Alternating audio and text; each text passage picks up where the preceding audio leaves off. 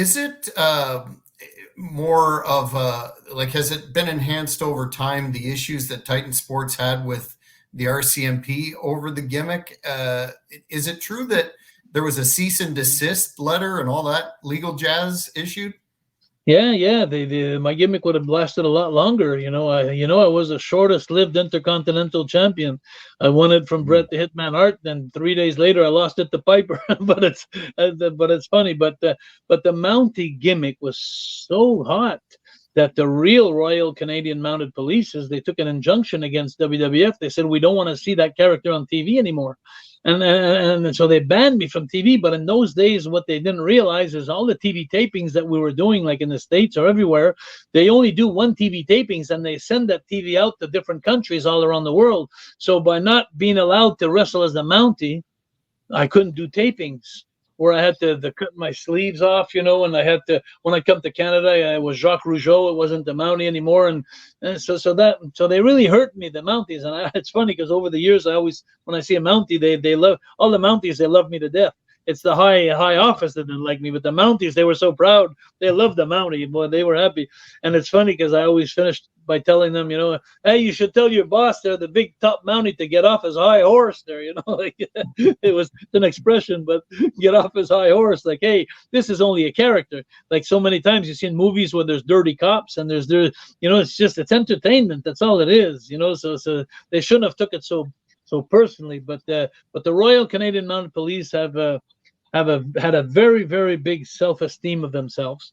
They thought they were really over and top of everything in the law, but over the years they got cooled down with a few bad things that happened with the Mounties there, but they didn't look so good.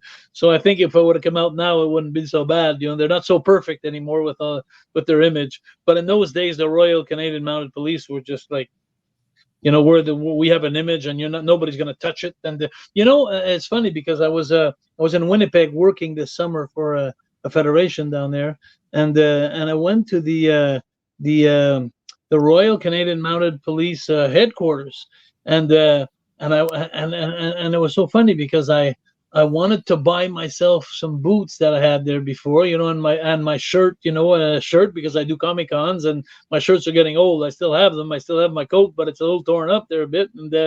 And you're not allowed to buy any gear of the Mounties. You can't buy anything like in their suits. It's like, okay, I came in there and I went to the shop and everything and said, no, you could look, but you can't buy. And I said, what do you mean I can't buy? No, you're not allowed to buy. You're not allowed. They don't sell the Mountie gear or the Mountie suits. It's like, and I'm saying to myself, oh well. It's too bad they took that approach, because I think your character did more for recruitment than anybody, and really put the Mounties over by being in such a prominent, strong role. But you're right, the sense of humor wasn't there back in the day. No, and it's funny because it seemed like Vince was a little pissed off at that, because I remember going to, I think it was London, where they have the palace there, where they have the soldiers in front of the palace that can't smile or can't. Is that in Buckingham London? Palace. Yeah, Buckingham Palace. So we went to film a segment there where I'm dressed up as the Mountie, and I go right in front of them, and me and Jimmy Hart, and we're trying to make them smile or something, But that was funny. I enjoyed that very much, and it's so funny because there's I can't remember what the deal was. Oh yeah, I was chasing a bird. With my stick there, and right in front of the Mountie. Well, not the Mountie, but however they call them there at the palace. What do they call those guys? They're not Mounties. They're I can't remember what their name is, but yeah, I know the guy. But anyway, guards, I think. So I was running after a bird with my zap stick in front of them, and they wouldn't even move. Like they wouldn't even save the bird. Anyway, so but that was funny.